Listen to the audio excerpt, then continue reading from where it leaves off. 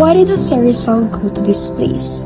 So after the publication of Alpha Liberis Turismo, Rizal made a difficult but necessary decision, which is to leave Europe.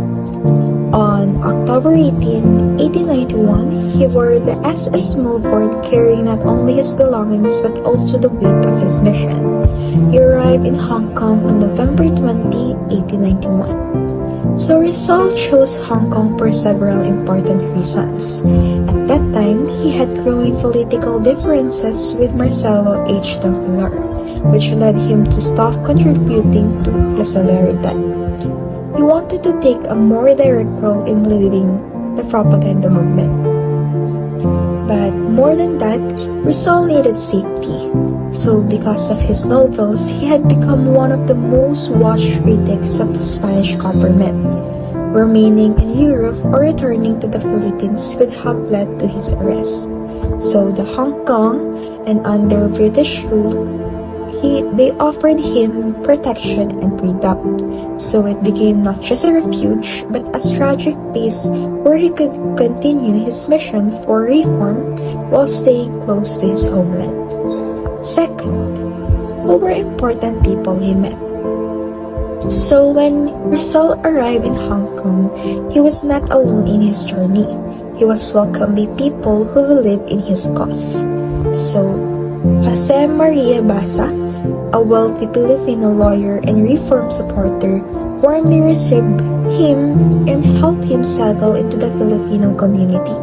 So through Basa's support, Rizal found not only a shelter, but also a sense of belonging in a foreign land. He also met Dr. Lorenzo Pereira Marquez, a Portuguese ophthalmologist under his guidance, which is Rizal further developed his skill in eye treatment, which later became his main source of livelihood. Another important figure was Don Antonio Borjel de Dios, a generous supporter who helped Rizal acquire medical books and equipment. So because of him, Rizal was able to establish his clinic and continue his work as a doctor. Third, what were his major works or accomplishments? So in Hong Kong, Rizal proved that his mission was not only a political, but also a humanitarian. He worked as an ophthalmologist and successfully established his own clinic. So one of his most meaningful accomplishments was treating his mother's eye condition. This was not just a medical success, but a personal victory as a son who long wished to help his mother. So through his profession, Rizal was able to support both himself and his family.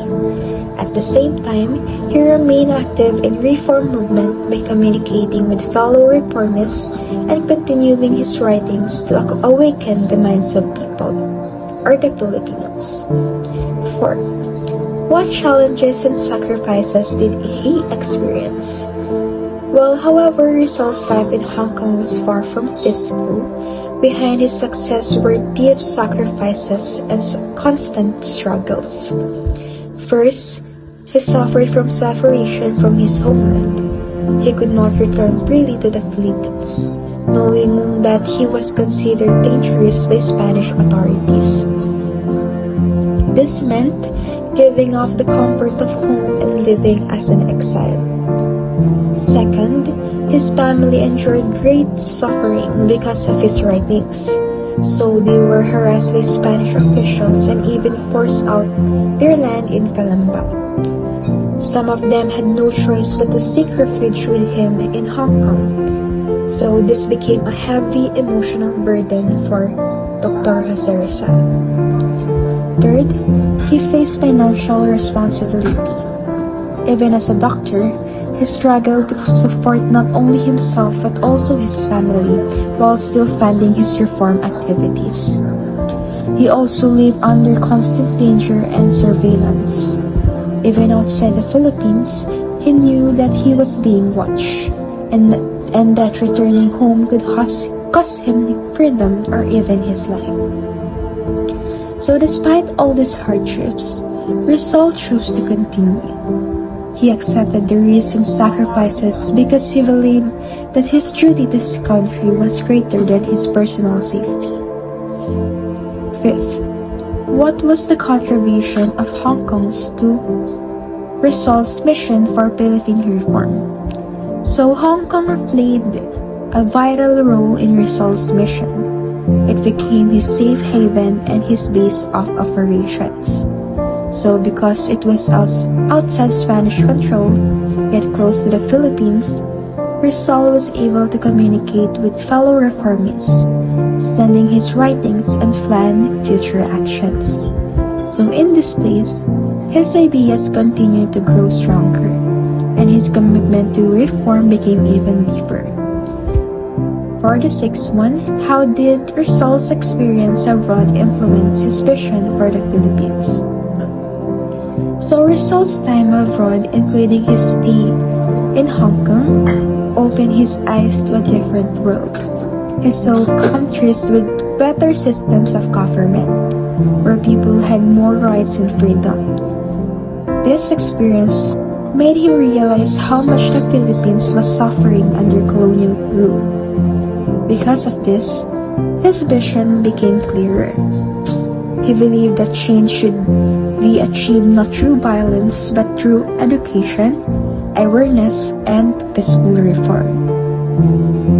So his experience shaped him into a leader who used knowledge and truth as his strongest weapons. And for the last one, what lessons can modern Filipino youth learn from his journey? Rizal's journey continues to inspire us today. It teaches us that education is a powerful tool that can bring change. It reminds us that courage is needed to stand for what is right, even in the face of danger. Most importantly, Rizal's life shows us the value of sacrifice. He gave up comfort, safety, and even his own future for the good of his country. So as modern Filipino youth, we are called to follow his example, to use what we know, to speak the truth, and to take part in building a better nation. And that's all. Thank you.